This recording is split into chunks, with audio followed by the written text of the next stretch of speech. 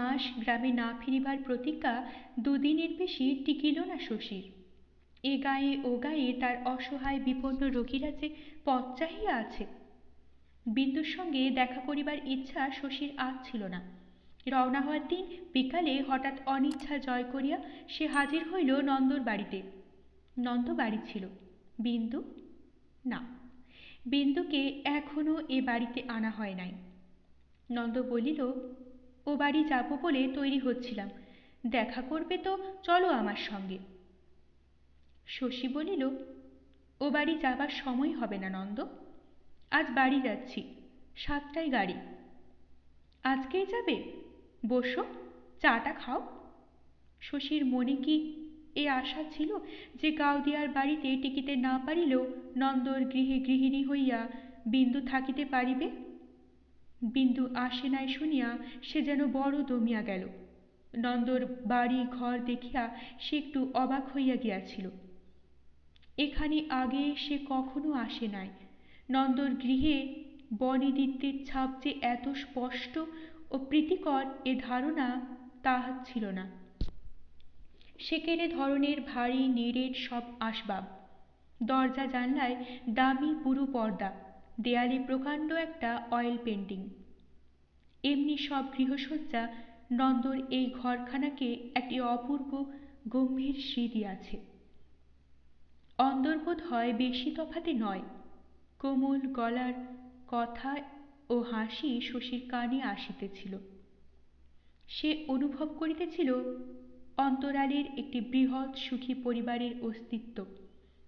তারপর এক সময় 7-8 বছর বয়সের একটি সুশ্রী ছেলে কি বলিতে আসিয়া শশীকে দেখিয়া নন্দর গা ঘেঁষিয়া দাঁড়াইয়া পড়িল। কি সুন্দর তার দুটি কৌতূহলী চোখ, আর কি মায়া নন্দর চোখে! গরমে যে ঘেমে উঠেছিস বলিয়া নন্দ নিজে ছেলের জামা খুলিয়া দিতে শশী যেন অবাক হইয়া গেল। এ কি অসঙ্গতি নন্দ ও নন্দর আবেষ্টনীর মধ্যে! তার এই পুরুষানুক্রমিক নীড়ে শান্তি আছে নাকি? এই গৃহের সীমাবদ্ধ জগতে কি সুখ ও আনন্দের তরঙ্গ ওঠে আর পড়ে? নন্দর ছেলে চলিয়া গেলে শশী বলিল, বিন্দুকে বলেছিলে নন্দ এখানে আসার কথা? বলেছিলাম, সে আসবে না। আসবে না? ইহা অপ্রত্যাশিত নয়, তবুও শশী যেন নিভিয়া গেল। চাকর তামাক দিয়া গিয়াছিল।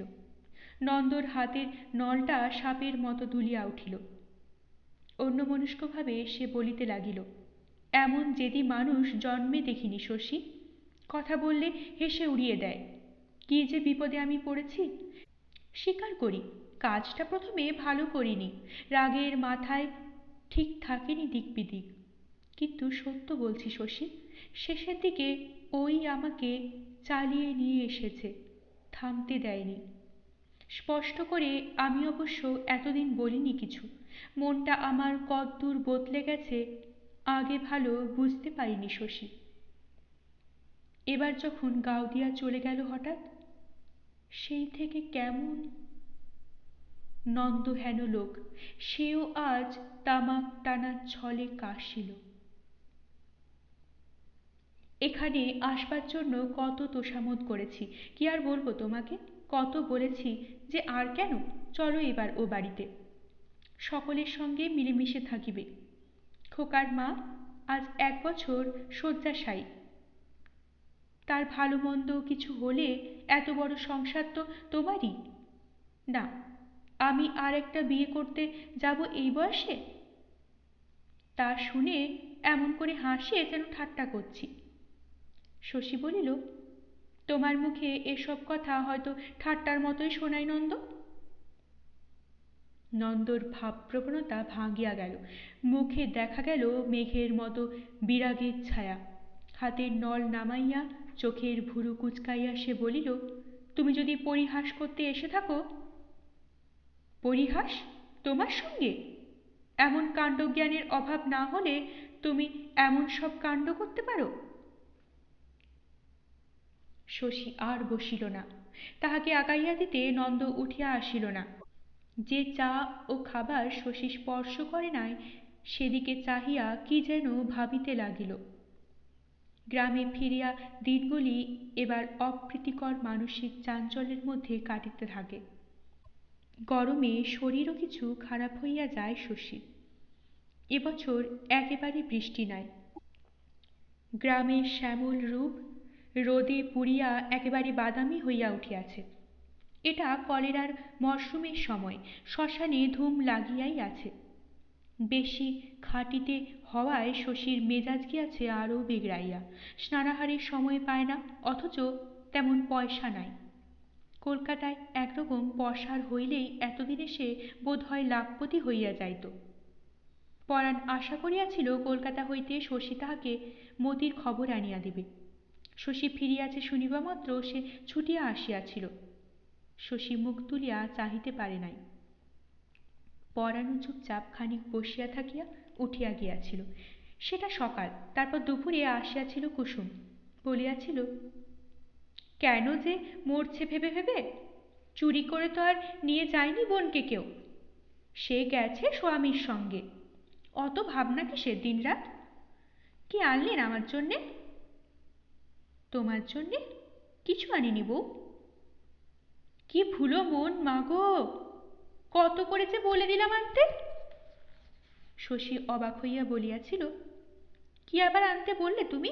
কখন বললে? ও মা, বলিনি বুঝি? তা হবে হয়তো, বলবো বলে বলিনি শেষ পর্যন্ত, কিন্তু না বললে কি আনতে নেই? কি অকৃত্রিম ছেলে মানুষই কুসুমের, কি নির্মল হাসি। তারপর কয়েকদিন কুসুমের সঙ্গে দেখা হয় নাই। এই হাসি শশীর মনে ছিল, জোর করিয়া মনে রাখিয়াছিল। ভ্যাপসা গুমট, শুষ্ক ডোবা পুকুর ভরা গ্রামের রুক্ষ মূর্তি আর কলেরা রোগীর কদর্য সান্নিধ্য, এই সমস্ত পীড়নের মধ্যে কুসুমের খাপছাড়া হাসিটুকু ভিন্ন মনে করিবার মতো আর কিছু শশী খুঁজিয়া পায় না।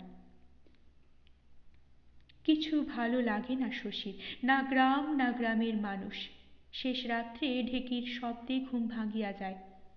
তখন হইতে সন্ধ্যার নীরবতা আসিবার আগে কায়েতপাড়ার পথের ধারে বটগাছটার শাখায় জমায়েত পাখির কলরব শুরু হওয়া পর্যন্ত বন্য ও গৃহস্থ জীবনের যত বিচিত্র শব্দ শশীর কানে আসে, সব যেন ঢাকিয়া যায় যামিনীর হামানদিস্তার ঠুক ঠুক শব্দে আর গোপালের গম্ভীর কাশির আওয়াজে। বাড়িতে মেয়ে পুরুষ হাসে কাঁদে কলহ করে, বাহিরে যুবক ও বৃদ্ধের দল তাস খেলে, আড্ডা দেয়। চাষি মজুর গয়লা কুমোর শ্যাকরা জেলে দোকানি এরা ছাড়া অলস অকর্মণ্যতার অতিরিক্ত ভদ্র পেশা যাদের আছে আঙুল গুনিয়া ফেলা যায়। শ্রীনাথের দোকানের লালচে আলোয় কীর্তিনিয়োগীর মাথার তেল মাখা আপটি চকচক করিতে দেখিলে নৈশ আকাশের তারা ও চাঁদের আলোর দিকে চাহিতে শশীর লজ্জা করে। বাগদিপাড়ায় জেল ফেরত কয়েকজন বীর পুরুষ রাত দুপুরে পরস্পরের মাথা ফাটাইয়া দেয়। শশীর হাতের বাঁধা ব্যান্ডেজ তাদের খোলা হয় জেলের হাসপাতালে। সুদেব বলিয়া বেড়ায়, মতির বিবাহটা মিছে, ছল, শশী কর্তৃক মতিকে গাব করার কৌশল মাত্র। ভদ্দরপানা যার সঙ্গে বিয়ে হলো মতির, কত টাকা সে খেয়েছে জানো ছোটবাবুর ঠেঙে? হয়তো বাজিতপুরে, হয়তো বা আর কোথাও মতিকে শশী লুকাইয়া রাখিয়াছে। গাঁয়ে যে শশী থাকে না, রকি দেখিবার ছলে কোথায় চলিয়া যায়। সুদেব ছাড়া আর কে তার অর্থ বুঝিবে? অন্ধকার রাত্রে গোয়ালপাড়ার ৮-১০টা ছোকরা একদিন ২-৩ গামলা গোবর গালা জল শশীর গায়ে ঢালিয়া দেয়। গোয়ালপাড়ার গোবর অতি দুষ্প্রাপ্য। পরদিন গোপালের গোমস্তা বাকি টাকার জন্য সদরে নালিশ রজু করতে গিয়াছে খবর পাইয়া গোয়ালপাড়ার মোড়ল বিপিন অবশ্য আসিয়া কাঁদিয়া পড়ে। গোটা কয়েক নিরীহ ছোকরাকে ধরিয়া আনিয়া কান মলায়, নাকে খত দেওয়ায়, তাতে মন শান্ত হওয়ার কথা নয়। তারপর আছে সেন দিদি, অন্ধকারে চোরের মতো পলায়নপর অবস্থায় সামনে পড়িয়া থমকাইয়া দাঁড়ানো, যেন আজকাল তার বিশেষ একটা প্রিয় অভিনয়ে দাঁড়াইয়া গিয়াছে। অদূরে হুকার লাল আগুন হঠাৎ কোথায় অদৃশ্য হয়। খানিক পরে একেবারে অন্দরে শোনা যায় গোপালের গলা। সেনদিদি নূতন একটা আবদার আরম্ভ করিয়াছে শশীর কাছে। গ্রামের একটি বৃদ্ধের চোখের ছানি কাটিয়া শশী সম্প্রতি তাহার দৃষ্টিশক্তি ফিরাইয়া দিয়াছে। সেই হইতে সেনদিদি তাহাকে আর রেহাই দেয় না, বলে, ও শশী, দাও বাবা দাও, কেটে কুটে ওষুধ দিয়ে যেমন করে হোক দাও চোখটা আমার সারিয়ে। শশী বলে, চোখ আপনার নষ্ট হয়ে গেছে সেনদিদি, ও আর সারবে না।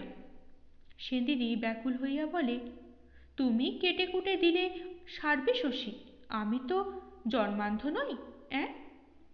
আমার জন্যে তোমার এত মায়া ছিল, সেসব কোথায় গেল বাবা? সেনদিদিকে বোঝানো দায়, কিছুই সে বুঝতে চায় না। শশীর হাত চাপিয়া ধরিয়া কাঁদিয়া ফেলে। সবাই কানি বলে, আমার তো সয় না শশী, ওরে বাপরে আমি কানি।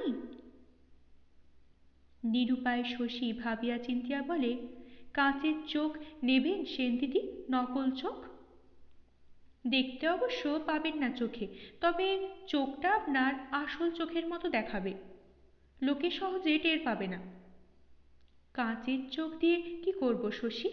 বলিয়া সেনদিদি রাগিয়া ওঠে, তুমি ছাইয়ের ডাক্তার শশী, কিছু জানো না তুমি চিকিৎসে। কর্তা যা বলে তা তো মিথ্যে নয় দেখছি, তাহলে তুমি চিকিৎসা করে চোখটা আমার খেয়েছ, অন্য কেউ হলে চোখ কি আমার নষ্ট হতো? আজকে তুমি কাচের চোখ দিয়ে আমায় ভোলাতে চাও? পাজি হতভাগা জোচ্চোর, মর তুই মর। শশী চুপ করিয়া থাকে। কত ভালোবাসিত সেনদিদি তাকে, তার উপর কত বিশ্বাস ছিল, তবু শশী আর অবাক হয় না।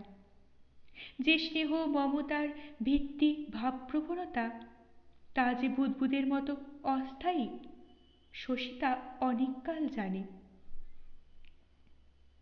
কদিন পরে সেনদিদি বলে, হ্যাঁ শশী, কাঁচের চোখ লাগালে টের পাবে না লোকে? ভূমিকা নাই, সেদিনকার গালাগালির জন্য আফসোস নাই, সোজা স্পষ্ট প্রশ্ন। সহজে পাবে না, টের পেলেই বা কি এসে যায়? চোখটার জন্য খারাপ দেখাচ্ছে এখন, সেটা তো দেখাবে না। কবে লাগাবে চোখ? কাঁচের চোখের নামে সেদিন সেনদিদি খেপিয়া উঠিয়াছিল, আজ তাহার আগ্রহ দেখো। শশী শান্তভাবেই বলে, আমি তো পারবো না সেনদিদি, আমার কাছে যন্ত্রপাতি নেই। বাজিতপুরে হবে কিনা তাও ঠিক জানি না, কলকাতায় গিয়ে করাতে হবে, সময় লাগবে অনেক।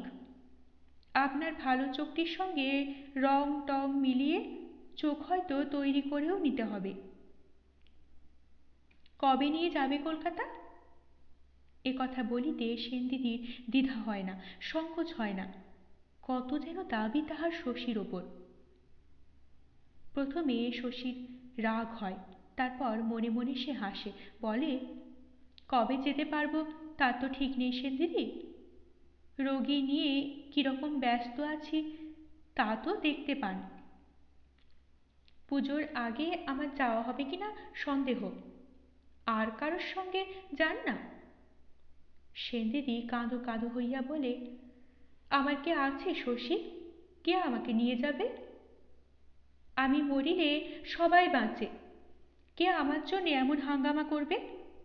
সময় করে একবারটি আমায় নিয়ে চলো বাবা, চোখটা ঠিক করে আনি। মুখের দাগ মিলাইয়া দিবার ওষুধও তাহাকে শশীর দিতে হয়। দুদিন না যাইতেই আসিয়া নালিশ জানায়, কই দাগ তো শশী মিলিয়ে যাচ্ছে না একটুও, কিরকম ওষুধ দিচ্ছ? শশী ক্লান্ত স্বরে বলে, যাবে সেনদিদি যাবে, বসন্তের দাগ কি এত শিগগির যায়? যত দিন যায়, গ্রাম ছাড়িয়া নূতন জগতে নূতন করিয়া জীবন আরম্ভ করিবার কল্পনা শশীর মনে জোরালো হইয়া আসে। সে বুঝিতে পারিয়াছে, জোর করিয়া সরিয়া না গেলে সে কোনো দিন এই সংকীর্ণ আবেষ্টনী হইতে মুক্তি পাইবে না। ভবিষ্যতের জন্য স্থগিত রাখিয়া চলিতে থাকিলে জীবন শেষ হইয়া আসিবে, তবু নাগাল মিলিবে না ভবিষ্যতের। তাছাড়া জীবনে যে বিপুল ও মনোরম সমারোহ সে আনিতে চায়, তাহা সম্ভব করিতে হইলে শুধু গ্রাম ছাড়িয়া গেলেই তাহা চলিবে না। আত্মীয় বন্ধু সকলের সঙ্গে মনের সম্পর্ক তাহাকে ভুলিতে হইবে। এদের সীমাবদ্ধ সংকীর্ণ জীবনের সুখ দুঃখ ঢেউ যদি তাকে নদীর বুকে মোচার খোলার মতো আন্দোলিত করে, নতুন জীবনকে গড়িয়া তুলিবার শক্তি সে পাইবে কেন? যে আবেষ্টনীতে যেভাবে সে বাঁচিতে চায়, তার ব্যক্তিগত জীবনে তার বিপ্লবের সমান। এ বিপ্লব তাকে আনিতে হইবে একা। তারপর নবসৃষ্ট জগতে বাস করিতে হইবে একা। সেখানে তো এদের স্থান নাই। বিন্দুর কথা ভাবিয়া সে যদি কাতর হইয়া থাকে, কুসুম গোপনে কাঁদে কিনা আর মতি কোথায় গেল তাই ভাবে সর্বদা। সিন্ধুকে মনের মতো করিয়া গড়িয়া তুলিতে পারিল না ভাবিয়া ক্ষোভ করে। নিজের জীবনকে সে গুছাইবে কখন? কখন করিবে নিজের কাজ? যাদের সাহচর্য অশান্তিকর, যাদের সে কাছে যায় না, জীবনের সার্থকতা আনিতে হইলে নির্মমভাবে মন হইতে তাদের সরাইয়া দিতে হইবে। যাদব বলেন, তা হবে না দাদা। বিবাগী হতে গেলে মনে বিরাগ চাই। 22 বছর বয়সে এ গাঁয়ে এসে বাসা বাঁধলাম। কেউ জানে না কোথা থেকে এলাম, কি বৃত্তান্ত। আমার সব ছিল শশী, বাড়ি ঘর, আত্মীয় স্বজন, বন্ধু বান্ধব। 40 বছর কারো খবর রাখি না। বাপ মা মরেছে খবরও পাইনি, শ্রাদ্ধও করিনি। ভাই বোন ছিল গোটা কত, আছে না গেছে তাও জানি না। সেজন্য দুঃখও নেই শশী। নতুন ঘর বাঁধতে হলে পুরনো খড়কুটো বাদ দিতে হবে না? কষ্ট হতো না প্রথমে? শশী বলে, কদিন কষ্ট হয়, ভুলো মন মানুষের, দুদিনে ভুলে যায়। সহ্য হল না বলেই ছেড়ে এলাম না সকলকে। পাগল দিদি হাসিয়া বলে, সুখে শান্তিতে আছি এখানে, নয় গো? 40 বছরের সুখ শান্তি! কোন গ্রামে কি জীবন ছিল যাদবের কে জানে। 22 বছর বয়সে কিসের লোভে সে গৃহ ছাড়িয়াছিল। গৃহী সাধকের এই জীবন কি তখনও কাম্য ছিল যাদবের? 10টা গ্রামের ভয় ও শ্রদ্ধায় সকলের ওপরে একটি আসন, তা যদি হয়, জীবনে তিনি অতুলনীয় সাফল্য লাভ করিয়াছেন বলিতে হইবে। সিদ্ধপুরুষ বলিয়া চারিদিকে নাম রটিয়াছে। পদধূলির জন্য সকলে লোলুপ। ভালো করিয়া যাদবকে শশী কোনোদিন বুঝিতে পারে না। নিস্পৃহ নির্বিকার মানুষ, কারো প্রণাম গ্রহণ করেন না। ভক্তি গদগদ কথা শুনিয়া অবিচলিত থাকেন। কত লোকে মন্ত্রশিষ্য হইবার জন্য ব্যাকুল, আজ পর্যন্ত একটি শিষ্যও করেন নাই। তবুও শশীর মনে হয় প্রণাম যেন যাদব কামনা করেন, পদধূলি দেন না, আশীর্বাদ করেন না, পাষাণ দেবতার মতো উপেক্ষা করেন ভক্তিকে। শশীর সন্দেহ জাগে, লোকের মনে ভয় ও শ্রদ্ধা জাগানোর কৌশল এসব। তবে তাতে কি আসিয়া যায়? মানুষের কাছে অলৌকিক শক্তি সম্পন্ন হইয়া থাকার অভ্যাস যে মিশিয়া আছে 40 বছরের সুখ শান্তির সঙ্গে। নির্লোভ সদাচারী শান্তিপূর্ণ নিরীহ মানুষ, মানুষের কাছে অপার্থিব ক্ষমতার অধিকারী হইয়া থাকিবার কামনাও পার্থিব কোনো লাভের জন্য নয়। ও যেন একটা শখ যাদবের, একটা খেয়াল। পাগল দিদি আম কাটিয়া দেন শশীকে। একটা খোলা পুঁথির সামনে বসিয়া স্থূল শুভ্র উপবিদখানি যাদব আঙুলে জড়ান। দ্বিজত্বের এই চিহ্ন শশী তাহার কখনো মলিন দেখিল না। শশীর দৃষ্টিপাতে যাদব হাসেন। পইতে কখনো মাজি না শশী? মাজেন না? না, ও কাজের বরাত দিয়েছি সূর্যকে। সূর্যকে? শশী সবিস্ময়ে বলে। যাদব গম্ভীর মুখে বলেন, সূর্যকে। সূর্যবিজ্ঞান বিশ্বাস করো না, তাই অবাক হও, নইলে এ তো তুচ্ছ। সূর্যবিজ্ঞান যে জানে তার উপবীত কখনো ময়লা হতে পারে? কি করি জানো? স্নান করে উঠে রোজ একবার রোদে মেলে ধরি, ধবধবে সাদা হয়ে যায়। আজ খানিকটা বাদ পড়েছিল, কেমন ময়লা হয়ে আছে দেখো। যাদব পইতা মেলিয়া ধরেন। শশী লক্ষ্য করিয়া দেখে রোদের পাশে ছায়ার মতো পইতার খানিকটা সত্য সত্যই নিষ্প্রভ, মলিন। সূর্যবিজ্ঞানী আর নিজের অত্যাশ্চর্য ক্ষমতায় শশীর বিশ্বাস জন্মানোর জন্য কত যত্নে না জানি যাদব পইতার এই অংশটুকু পাতলা জল মেশানো কালিতে ডুবাইয়াছেন, কালি যাতে বোঝা না যায়। শশীর হাসিও পায়, মায়াও হয়। তাকে অভিভূত করার জন্য এত ব্যাকুল প্রয়াস কেন যাদবের? অলৌকিক শক্তিতে অবিশ্বাস করিলেও যাদবকে শ্রদ্ধা সে তো কম করে না। যাদব বলেন, কত বললাম শেখো শশী, শেখো। সূর্যবিজ্ঞানের ভূমিকাটুকু অন্তত শেখো। ওষুধের বাক্স ঘাড়ে করে আর রোগী দেখে বেড়াতে হবে না, তা তো শিখলে না। যে বিজ্ঞানের ভিত্তিই মিথ্যে, তাই নিয়ে মেতে রইলে। যাকে তাকে দেবার বিদ্যা এ তো নয়, সারা জীবন একটি শিষ্য পেলাম না যাকে শিখিয়ে দিতে পারি। এদিকে সময় হয়ে এলো যাবার। শুধু তুমি একটু শিখতে পারো শশী, সবটা নয়, সবটা নেবার ক্ষমতা তোমারও নেই, শুধু ভূমিকাটুকু। তাই বা কজনে পায়? কায় মনোবাক্যে আজও তুমি ব্রহ্মচারী বলে। বিব্রত বিস্মিত শশী শুনিয়া যায়। এ ধরনের কথা যাদব মাঝে মাঝে বলেন। শশী সায়ও দেয় না, প্রতিবাদও করে না। যাদবের শান্ত ধূপগন্ধি ঘরে সে দুদণ্ডের জন্য জুড়াইতে আসে। তাকে এসব অবিশ্বাস্য কাহিনী শোনানো কেন? সে কি শ্রীনাথ মুদি যে শুনিতে শুনিতে গদগদ হইয়া মুখে ফেনা তুলিবে? শশীর অবিশ্বাস যাদব টের পান। শশীকে জয় করিবার জন্য তার এত বেশি আগ্রহের কারণও বোধ হয় তাই। বলেন, সূর্যবিজ্ঞান যে জানে তার অসাধ্য কি? অতীত ভবিষ্যৎ তার নখদর্পণে। কবে কি ঘটিবে জীবনে কিছুই তার অজানা থাকে না। মৃত্যুর দিনটি পর্যন্ত 10-20 বছর আগে থেকে জেনে রাখতে পারে। পইতাটা যাদব আঙুলে জড়ান আর খোলেন। দু চোখ জল জল করে। সাধেই কি ভীরু গ্রামবাসী ভয় করে যাদবকে? এমন জ্যোতিষ্মান চোখে চাহিয়া এমন জোরের সঙ্গে যাই তিনি বলুন, অবিশ্বাস করিবার সাহস কারও হওয়া সম্ভব নয়। আপনি জানেন? শশী জিজ্ঞাসা করে। জানি না, 20 বছর থেকে জানি, বলেন যাদব। হাসি পায় বলিয়া শশী ফস করিয়া জিজ্ঞাসা করে বসে, কবে?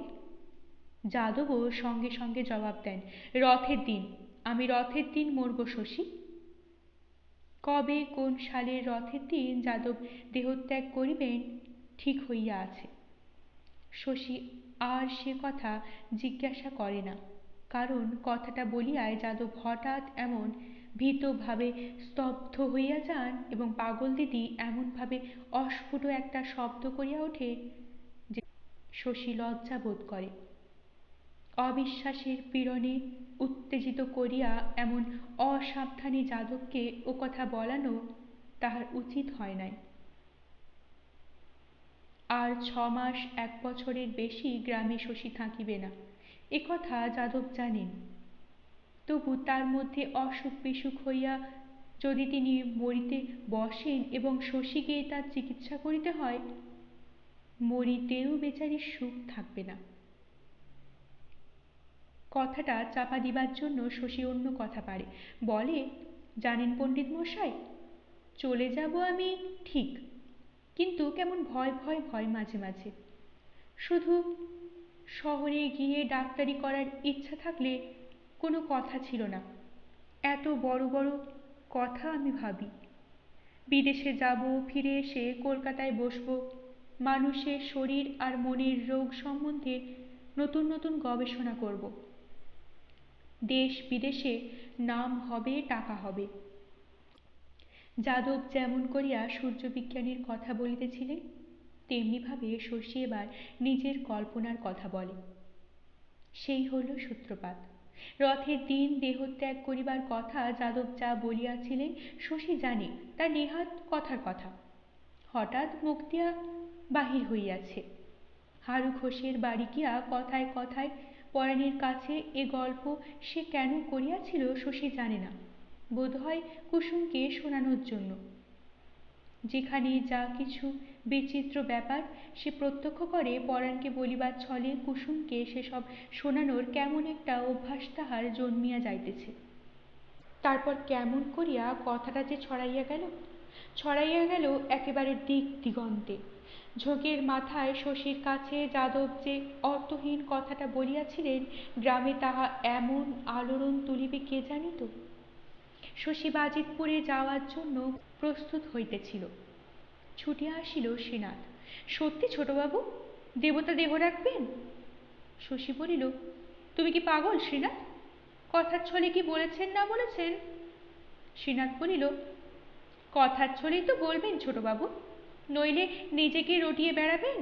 শুধু এই কথাটি আপনি বলেন ছোটবাবু, নিজের মুখে দেবতা উচ্চারণ করেছেন কি রথের দিন দেহ রাখবেন? শশী বলিল, বলেছেন বটে, কিন্তু কি জানো? হায় সর্বনাশ বলিয়া শ্রীনাথ আকুল হইয়া ছুটিয়া গেল। ব্যাপারটা যে এত বিরাট হইয়া উঠিবে তখনও শশী কল্পনা করে নাই, নতুবা শ্রীনাথকে ডাকিয়া সে বলিয়া দিত যে রথের দিন যাদব দেহ রাখিবে বলিয়াছেন বটে, কিন্তু সে কোনো এক রথের দিন, আগামী রথ নয়। হাসপাতালে ভর্তি করিয়া দিবার জন্য একটি কঠিন অপারেশনের রোগীর সঙ্গে শশী বাজিতপুরে যাইতেছিল। রোগীটির অবস্থা বড় শোচনীয়।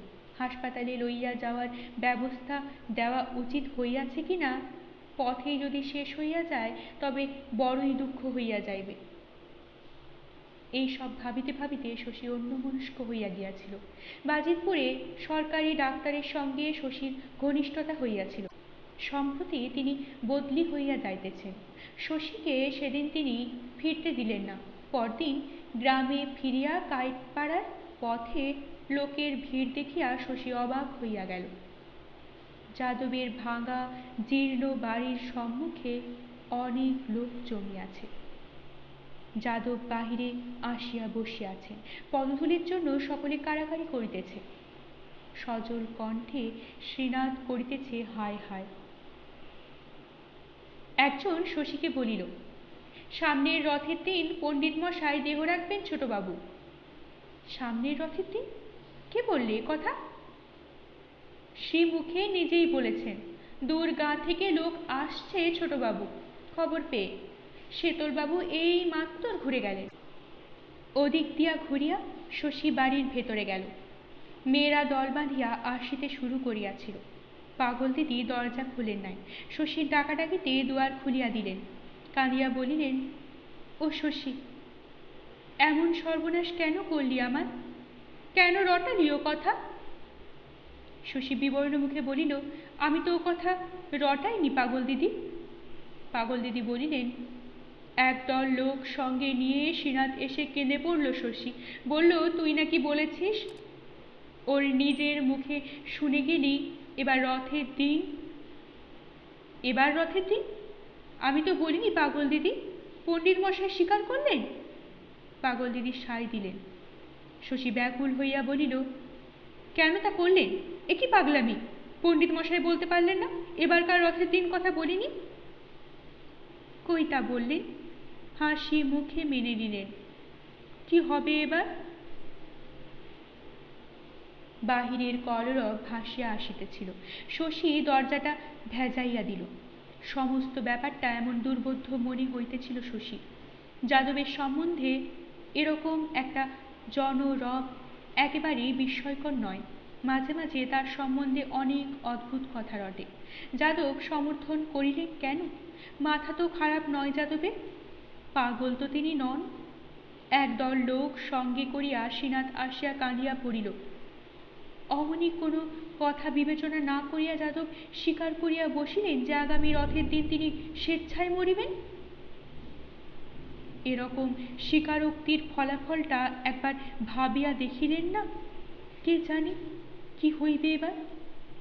রথের দিন যাদব যদি না মরে, মানুষের কাছে মিথ্যাবাদী হইয়া থাকিতে হইবে তাকে। তার সিদ্ধিতে, তার শক্তিতে লোকের বিশ্বাস থাকিবে না। যাদবের কাছে তাহা মৃত্যুর চেয়ে শতগুণে ভয়ঙ্কর। মানুষের অন্ধ ভক্তি ছাড়া বাঁচিয়া থাকিবার আর কোনো অবলম্বন তাহার নাই। একথা যাদব কেন স্বীকার করিয়া লইলেন? বলিলেই হইতো এ শুধু জনরব, ভিত্তিহীন গুজব।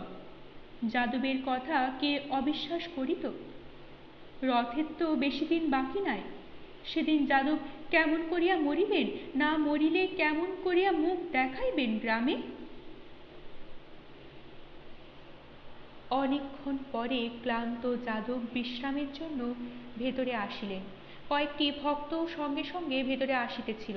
রূঢ়ভাবে ধাক্কা দিয়া তাহাদের বাহির করিয়া শশী সদর দরজা বন্ধ করিয়া দিল। ভিড়ে গরমে যাদব ঘামিয়া বিবর্ণ হইয়া গিয়াছিলেন। পাগল দিদি তাড়াতাড়ি পাখা আনিয়া বাতাস করিতে লাগিলেন। ফোকলা মুখের চিরন্তন হাসিটি তাহার নিভিয়া গিয়াছে। দু চোখে ভরা জল, বার্ধক্যের স্তিমিত দুটি চোখ। এ কি করলেন পণ্ডিত মশাই? স্বীকার করলেন কেন? ব্যাকুলভাবে শশী জিজ্ঞাসা করিল। কেন করলাম? রথের দিন মরব যে আমি, বলিনি তোমাকে? শান্তভাবে জবাব দিলেন যাদব। এবারকার রথের কথা তো বলেননি আমাকে? বলেছিলাম বৈকি, এবারকার রথের কথাই বলেছিলাম। তুমি এত বিচলিত হচ্ছ কেন শশী? আমার কাছে কি জীবন মরণের ভেদ আছে? গুরুর কৃপায় সূর্য বিজ্ঞান যেদিন আয়ত্ত হলো সেদিন সিদ্ধি লাভ করলাম, ও পার্থক্য সেই দিনই ঘুচে গেছে শশী। এমনি হিসাবও যদি ধরো, মরবার বয়স কি আমার হয়নি? শশী কাতর হইয়া বলিল, আমার জন্যই এ কাণ্ড হলো। আমার কিরকম লাগছে পণ্ডিত মশাই? যাদব হাসিয়া বলিলেন, বাসাংসি জীর্ণানি। শশীর মনে পড়িতেছিল সেদিনকার রাত্রের কথা। কলকাতা ফেরত যাদব শ্রীনাথের দোকান হইতে সাপের ভয়ে যেদিন লাঠি ঠুকিয়া ঠুকিয়া বাড়ি আসিতেছিলেন। জীবনের সেই ভীরু মমতা কোথায় গেল যাদবের? কোথা হইতে আসিল মৃত্যু সম্বন্ধে এই প্রশান্ত ঔদাস্য? যাদবের সম্বন্ধে সে কি আগাগোড়া ভুল করিয়াছে? লোকে যে অলৌকিক শক্তির কথা বলে, সত্যই কি তা আছে যাদবের? খান কয়েক ডাক্তারি বই পড়া বিদ্যায় হয়তো এসব ব্যাপারের বিচার চলে না। হয়তো তার অবিশ্বাস শুধু অজ্ঞানতার অন্ধকার। অনেক যুক্তিতর্ক অনুরোধ উপরোধেও যাদবকে শশী কিছুতেই টলাইতে পারিল না। আগামী রথের কথা বলেন নাই, এ কথা তিনি কিছুতেই স্বীকার করিলেন না। শশী কোনো ক্ষতি করে নাই। কথাটা না রটিলেও রথের দিন তিনি অবশ্যই দেহত্যাগ করিতেন।